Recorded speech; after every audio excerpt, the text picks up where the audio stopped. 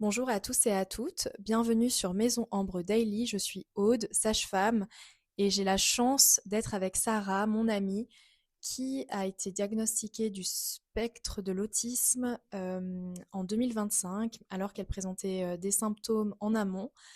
Et aujourd'hui, elle accepte de vous parler de sa vision de la maternité propre à elle, et on espère que ce témoignage pourra vous inspirer. Bonjour Sarah. Bonjour Aude. Alors oui, effectivement, moi, j'ai mon diagnostic donc, qui est relativement récent, mais avec des difficultés que j'ai connues toute ma vie. Il faut savoir aussi que je suis ergothérapeute, moi, de métier. Donc, malgré mon autisme, malgré mes difficultés, j'ai quand même été dans un milieu euh, où les relations sociales étaient importantes. Ça m'a mené, j'ai eu le parcours classique du burn-out autistique qui a mené au diagnostic. Euh, et puis finalement, j'ai réussi à me construire, à trouver une forme d'équilibre. Là, je termine mon master. Les perspectives professionnelles, du coup, sont beaucoup plus réalistes que celles que j'avais en tant que juste, entre guillemets, ergothérapeute. Mais du coup, j'appréhende quand même mon autisme avec, sous l'angle professionnel en partie. Donc finalement, aujourd'hui, pour moi, la maternité, c'est pas du tout inimaginable. Au contraire, je me suis récemment mariée, tu le sais mieux que personne. Euh, j'ai un mari formidable, très tolérant, très patient, qui arrive à compenser mes difficultés quand j'en ai, quand on est en société et que je suis plus capable, que je suis trop fatiguée. Il va prendre le relais, il va faire un peu barrage avec les gens pour que je puisse récupérer un peu. Il est vraiment top et je sais que bah, voilà, comme on parle d'avoir des enfants d'ici la fin d'année, début de l'année prochaine, c'est tout à fait réaliste pour nous. Et je me suis un peu renseignée, même par curiosité aussi professionnelle, sur la maternité malgré un trouble du spectre de l'autisme. Et ce qui est rapporté quand même généralement, c'est que les jeunes mères autistes ont tendance à être capables de prendre sur elles et de, malgré les troubles sensitifs, la difficulté à percevoir beaucoup de stimulation sensorielle, vont être capables d'autant plus de prendre sur elles pour supporter les premières douleurs liées à l'allaitement, pour, euh, pour aller au-delà de leurs difficultés, pour le bien-être de leur enfant. C'est quelque chose qui est très fortement rapporté. Moi, je suis dans une situation où j'ai un trouble du spectre de l'autisme avec quand même un QI suffisamment élevé, avec aucune difficulté liée à la dimension intellectuelle. Euh, Ça me permet quand même de réfléchir beaucoup en amont, mais même avec des difficultés de l'ordre de l'apprentissage, ce qui est rapporté, c'est que la maternité reste une expérience qui peut être tout à fait positive. Il ne faut pas du tout se dire qu'avec un TSA, c'est une fatalité. Pas du tout. Le couple, du coup, est d'autant plus important, le soutien du partenaire est d'autant plus important dans une situation comme ça. Et après, alors ça, en tant qu'ergothérapeute, je peux le dire, pour l'avoir même vécu avec des futures mamans, il y a tellement de combines qui existent. Par exemple, les pleurs du bébé, oui, c'est strident, oui, c'est difficile, oui, moi aussi, les bruits me font du mal, c'est horrible. Et je me dis, bah, des pleurs de bébé à longueur de temps, je vais devenir dingue. Mais c'est pour ça que les boules qui existent. Aujourd'hui, on a des technologies, ne serait-ce que des écouteurs sans fil qui sont insonorisants, où on va pouvoir mettre une petite musique douce dans les oreilles, quelque chose qui ne va pas couvrir totalement le bruit, mais qui va permettre de supporter plus longtemps les pleurs du bébé et de rester calme et présente pour le bébé et de pouvoir gérer les choses malgré ces difficultés d'ordre sensoriel. C'est très intéressant. J'ai l'impression que tu es en train de chercher des solutions à des problèmes pour encore mieux vivre ta future maternité. En fait, tu la prépares déjà maintenant à te dire qu'est-ce que je peux faire pour moi et pour mon couple pour que la maternité se passe et la paternité se passe au mieux. Donc, c'est vraiment pertinent. Tu as déjà pensé à une autre solution, même un autre problème qui pourrait trouver une solution? Alors, après, c'est tellement propre à chacun, c'est le trouble du spectre de l'autisme, donc c'est un spectre. Du coup, chez chaque personne, ça va se manifester différemment. Moi, je sais que les aspects sensoriels sont très difficiles. Je suis aussi quelqu'un de très routinier, donc forcément qu'un bébé qui arrive va bouleverser mes routines. Donc il faudra que je me réorganise, que je sois capable de prendre sur moi pour me caler sur l'horaire du bébé et plus sur mon horaire à moi.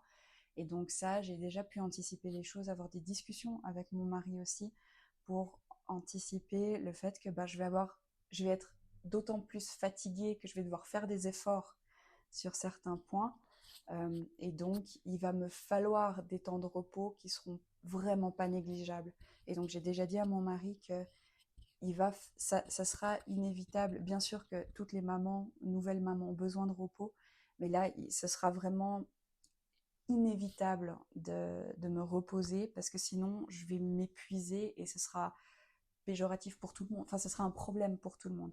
Donc, lié à mon trouble, j'ai déjà dit à mon mari que, bien sûr, on a pu entendre des amis nous rapporter que le jeune papa se sent inutile au début. Et ça, mon mari a conscience que, alors peut-être qu'il se sentira inutile vis-à-vis du bébé par moment, parce que bien sûr que c'est moi qui vais le nourrir, parce que j'aimerais, on espère pouvoir allaiter. Voilà, donc c'est moi qui vais faire le plus pour le bébé, mais lui sera absolument pas inutile. Ce sera, je pense, il sera essentiel pour moi, pour me permettre d'être utile au bébé. Et comment tu perçois l'accouchement et ton accouchement? Est-ce que tu y as déjà pensé? Oui, oui, oui, j'y ai déjà pensé. Alors c'est vrai que j'ai encore peu échangé sur le sujet. Ça, j'attends quand même d'être enceinte. Je me dis, il y a quand même des choses comme ça où j'ai beau avoir un peu tendance au surcontrôle et à tout anticiper. Ça, je me dis que je vais attendre un peu, mais c'est vrai que bah, j'ai des grosses difficultés liées à la luminosité, par exemple. Donc, c'est sûr que pour moi, il faudra que je connaisse, que je maîtrise l'environnement, que je puisse avoir éventuellement même visiter la salle d'accouchement avant, euh, que je puisse maîtriser la luminosité, aussi de l'espace, les odeurs, que je puisse être familière avec les odeurs présentes dans la pièce. J'y suis extrêmement sensible. S'il y a une odeur qui m'est désagréable, une odeur qui est trop proche d'un détergent par exemple, ça pourrait être vraiment problématique, me donner des gros maux de tête ou voilà. Donc c'est des choses où bien sûr qu'il faudra pouvoir réfléchir à l'environnement, réfléchir à comment adapter ma sensibilité sensorielle à, voilà, à ce moment important de l'accouchement. Après, je sais que, alors dans l'autisme, il y a un rapport à la douleur qui est particulier, souvent beaucoup de mal à exprimer les choses, à donner les bons mots pour se faire comprendre sur la douleur, sur le ressenti. Et par contre, une sensibilité à la douleur qui peut être plus ou moins forte. Et moi, je fais partie de ceux qui tolèrent très bien la douleur. Donc, je rêve de l'accouchement le plus physiologique possible, avec le moins de médication possible. Euh, Idéalement, bien sûr qu'il y a toujours deux, trois inconnus.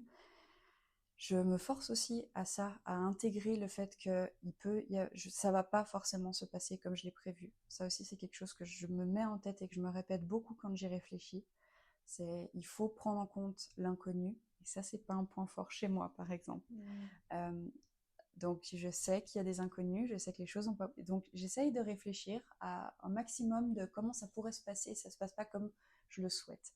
Mais donc là, c'est vrai que l'accouchement, idéalement pour moi, c'est le moins médicalisé possible, sachant que je tolère bien la douleur. Par contre, avec aussi la prise en compte du fait que si tout d'un coup je sens quelque chose d'anormal, quelque chose que je perçois comme mauvais ou pas normal, je vais avoir du mal à l'exprimer. D'autant plus dans un moment qui est relativement stressant pour l'organisme, je vais avoir du mal à exprimer les choses. Donc il faudra peut-être aussi en amont définir des termes, définir des expressions que je connaîtrais, que je maîtriserais, que j'aurais pu m'approprier en amont avec les sages-femmes pour pouvoir dire, bah voilà, ça veut dire que ça va pas. Parce que dire que oui, ça va pas, ok, mais qu'est-ce qui va pas, ça probablement que sur le moment, je pourrais pas le dire. Et j'imagine que ton mari te connaît suffisamment aussi pour être un levier, t'aider. Je pense que Oui. quelle vision tu as de ton mari dans la maternité, dans ta maternité à toi? Quelle place tu vas lui laisser? Alors, je sais que c'est quelqu'un de très attentionné, qui veut très bien faire et qui a très peur aussi de faire des erreurs, qui va avoir tendance aussi à peut-être rester un petit peu à distance s'il a peur de faire faux. Donc ça, c'est quelque chose qu'il faudra qu'on aborde, je pense, à un moment sur le fait que mieux vaut que moi je lui dise, écoute, là, laisse-moi un petit peu d'air plutôt que de le sentir trop distant. Euh, je vois par exemple pour l'accouchement, je sais que j'aurais très probablement, parce que c'est souvent le cas chez moi, envie de marcher. J'aime pas être assise, j'aime pas être statique, j'ai besoin de bouger. Et je sais que j'aurais envie qu'il soit là, qu'il soit le plus là possible, qu'il m'entoure beaucoup. Dans les moments de stress, euh, je sais que ce que je ressens le plus urgent, c'est qu'il me prenne dans ses bras et qu'il me contienne. Donc ça risque d'être quelque chose dont j'aurais vraiment besoin, de cette présence, de cette proximité et d'une présence rassurante en fait. C'est, il va vraiment jouer un rôle clé là-dedans de soutien et d'accompagnement pour moi. Euh, et puis bah après on l'a très bien vu ces derniers temps avec les périodes d'examen liées à mon master où c'était à mourir de rire. Tous les jours, en rentrant du travail, il s'arrêtait à la Migros et il ramenait des trucs. Alors, à force de me ramener que des bonbons, des chocolats et des choses comme ça, où je me voyais prendre du poids, je lui ai dit au bout d'un moment, écoute, arrête les sucreries. Il a commencé à revenir avec des couronnes de princesse, des bâtons de fée, des trucs pour le carnaval. Il fallait qu'il me ramène quelque chose pour me faire plaisir, pour me faire rire, Pour te faire sourire. et voilà. Et je sais que ça, c'est peut-être son plus gros point fort, c'est que si à un moment quoi que ce soit se passe mal, lui, il saura s'adapter, et il saura s'adapter pour me redonner le sourire et me remettre en confiance. Oui, il est Et toujours là, ça, oui, toujours toujours, présent. toujours. Ouais, Bon. ça, j'ai vraiment de la chance. Merci beaucoup, Sarah, en tout cas, de nous avoir livré ton témoignage et Avec plaisir. une partie de ton histoire. J'ai envie de te dire, on va se retrouver bientôt pour des recettes, car Sarah est une fan de pâtisserie et de cuisine. Et aujourd'hui, elle nous livre la recette de boudoir que vous pouvez retrouver sur Maison Ambre Daily sur Instagram. Et j'espère que Sarah pourra nous livrer d'autres secrets, d'autres recettes, si tu es d'accord. Bien sûr. En tout cas, nous, on n'est que des mamans sur Maison Ambre et on a hâte de voir ta prochaine recette. Merci Sarah. Merci, hein. T'as les yeux qui brillent, tu m'as fait pleurer. Hein? J'ai vu